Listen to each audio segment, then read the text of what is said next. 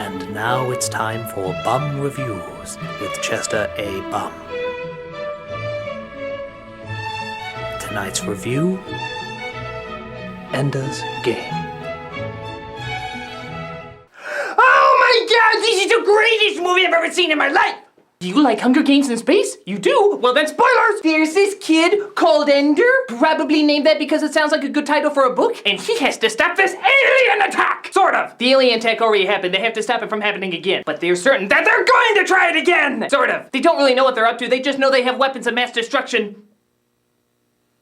Nah, it's too dated. So they have all these kids man their weapons and be their military! Why? Because they're more susceptible to doing that stuff. Okay, if the world is in danger, I am not relying on Little Miss Sunshine to save me. Speaking of which, she's in this movie! Although she doesn't make the cut because, well, she's Little Miss Sunshine. If there was a slutty dance contest for child stars, though, it'd probably go to Miley Cyrus. So Ender is really intimidated because he's taken under the control of Indiana Jones? Oh, not cool, sexy Indiana Jones, but bottom-teeth bulldog Indiana Jones? You're our only hope, and you need to save us. But Ender is like, but what if I save us the wrong way and for the wrong reason? Then you'll officially be an American. Really? Yes, but we have to get rid of those specks on your face so you look more like an American product. Oh, but I play Connect the Dots with those. Seriously, is that chicken pox? So Ender's concerned because he has an older brother who's a douchebag and a younger sister who's a female Jesus, and he wants to be somewhere in the middle. Female douche Jesus. But Indiana Jones is like, I'm gonna try and sabotage you and make you look unpopular in front of everybody. why would you do that, increasingly unlikable person? So I can have better control over you. Having better control over me is making me hate you and want to disrespect you every chance that I get? Hey, if it worked for me as a celebrity, it can work for me in this role. So Ender comes across the True Grit girl, and she's like, I'm gonna show you how to play this game that's training us for the future. Wonderful, how do you play? You fly around in zero gravity shooting everybody with incredible physical strength. So doing stuff that in no way will tie into how we defeat the alien. Pretty much. Weak.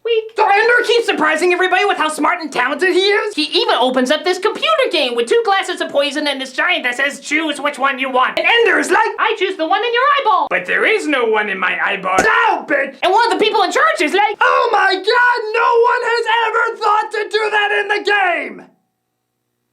I find that very hard to believe. These are kids where as soon as they see a gun, they're like, shoot me, shoot me. You wouldn't think if they put a huge giant in front of them that they wouldn't think to attack him? I see giants all the time and I never back down from them. Unless as I'm sobering up, one of them has a police hat, in which case I run very quickly. But I only did that once and it will haunt me to my grave. So they take Ender to this different planet where he comes across Queequeg. And Queequeg is like, I sacrificed my life to save humanity! but you're still alive. I didn't say I did it well! And all his buddies are flown in to partake in these giant simulations. I was in a simulation once. Life is a simulation. Think about that. And so it's all building up to the great big grand simulation before he goes and does the real thing. So he goes into the simulation and fights off all the aliens with all the grown-ups watching. And their assholes seem particularly tight for some reason. And in the simulation, he blows up the alien planet. Hooray! But it turns out it wasn't a simulation at all. It was the real thing. No, wait, still, yeah, hooray! But Ender feels bad because he's not sure if he did it for the right reason.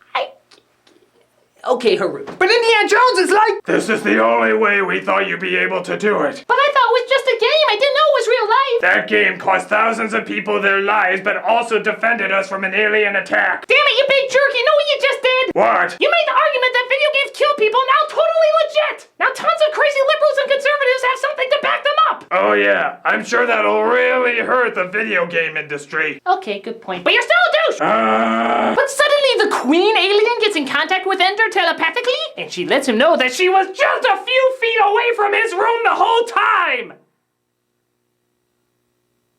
What? Do they explain that in the book? If I could read, I would totally check up on that. But the queen is like, take care of my baby, and be sure to hide him far away. But where? Preferably in a very obvious spot, as I was hiding the whole time just a few feet away from your headquarters. I'll put her under my welcome mat. How about that? Sounds good. So he sneaks the baby aboard a ship, which if I can't get liquid on an airplane, he's supposed to get an alien life form on a spaceship, and he flies away to figure out what to do with the future of the species. Both the aliens and man.